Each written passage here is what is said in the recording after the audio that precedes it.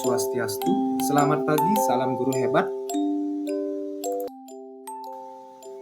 Baik, pada hari ini perkenalkan nama saya Ipu Turatama. Saya adalah calon guru penggerak angkatan 10 dari SMK Negeri 1 Singaraja, Kabupaten Buleleng, Singaraja, Bali. Pada hari ini saya akan menyampaikan kesimpulan dan refleksi pemikiran Ki Hajar Dewantara pada modul 1.1 koneksi antar materi. Menurut Ki Hajar Dewantara, pendidikan adalah suatu hal yang berbeda dengan pengajaran, di mana pengajaran merupakan bagian dari pendidikan itu sendiri. Menurut Ki Hajar Dewantara, pengajaran merupakan proses pendidikan dalam memberi ilmu atau berfaedah untuk kecakapan hidup anak secara lahir dan batin. Pendidikan memberikan tuntunan terhadap segala kekuatan kodrat yang dimiliki anak agar ia mampu mencapai keselamatan dan kebahagiaan yang setinggi-tingginya, baik sebagai seorang manusia maupun anggota masyarakat. Pendidikan adalah tempat persemaian benih-benih kebudayaan dalam masyarakat. KHD memiliki keyakinan bahwa untuk menciptakan manusia Indonesia yang beradab, maka pendidikan menjadi salah satu kunci utama untuk mencapainya. Pendidikan dapat menjadi ruang berlatih dan bertumbuhnya nilai-nilai kemanusiaan yang dapat diteruskan dan diwariskan. Selanjutnya, saya akan jelaskan mengenai kodrat alam dan kodrat zaman. Ki Hajar Dewantara menjelaskan bahwa dasar pendidikan anak berhubungan dengan kodrat alam dan kodrat zaman. Kodrat alam berkaitan dengan sifat dan bentuk lingkungan di mana anak berada, sedangkan kodrat zaman berkaitan dengan isi dan irama. Itu dalam pendidikan kita harus memikirkan kedua kodrat tersebut sehingga keberpihakan pada anak dapat tercipta dengan baik.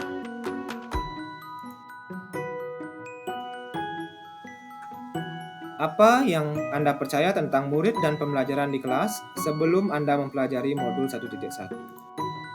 Nah, pada sebelumnya, saya menganggap bahwa murid adalah suatu objek dari pembelajaran, sehingga apa yang saya ajarkan di kelas itu hanya berpusat kepada saya sendiri sebagai pendidik. Dan yang kedua, saya juga melihat keberhasilan atau ketercapaian dari peserta didik di kelas itu berdasarkan evaluasi akhir atau yang disebut dengan KKM atau ketercapaian minimal yang dicapai oleh peserta didik. Yang terakhir adalah teacher center. Dengan apa yang saya lakukan di kelas, saya terbiasa untuk menjelaskan materi secara monoton di depan kelas, menyampaikan materi hanya berpusat kepada ketuntasan dari materi yang saya sampaikan. Saya tidak terlalu memikirkan potensi anak yang dapat saya gali sehingga bisa mengembangkan segala potensi yang dia miliki. Apa yang berubah dari pemikiran atau perilaku Anda setelah mempelajari modul ini? Setelah mempelajari modul ini, yang pertama, saya akhirnya memahami bahwa saya harus mengajar ataupun memberikan pendidikan kepada anak secara menyeluruh. Tidak hanya aspek kognitif yang saya harus tekankan, namun saya juga harus menekankan aspek afektif, psikomotor, spiritual, budaya, dan sosial.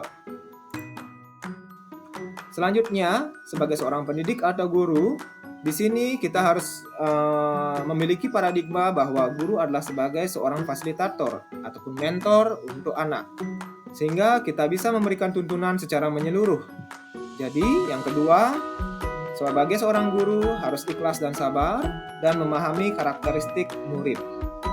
Jadi, guru ditekankan bahwa tidak selalu ataupun tidak boleh menuntut siswa, di mana guru harus menjadi seorang penuntun sehingga keberpihakan kepada murid dapat tercipta dengan baik di dalam suatu proses pendidikan itu.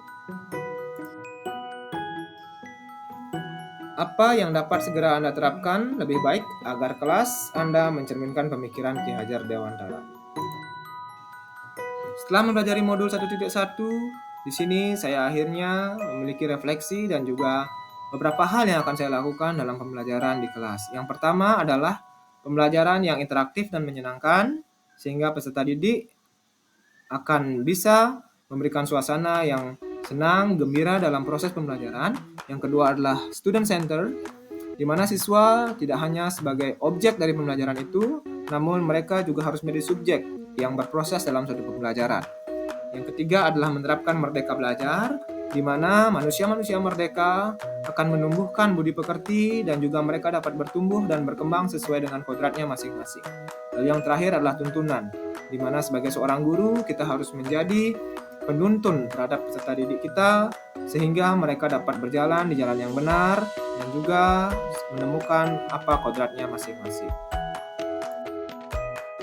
Baik, sekian yang saya dapat sampaikan dalam refleksi dan juga kesimpulan pemikiran Ki Hajar Dewantara. Salam guru penggerak, sehat selalu. Om Santi Santi Santi Om.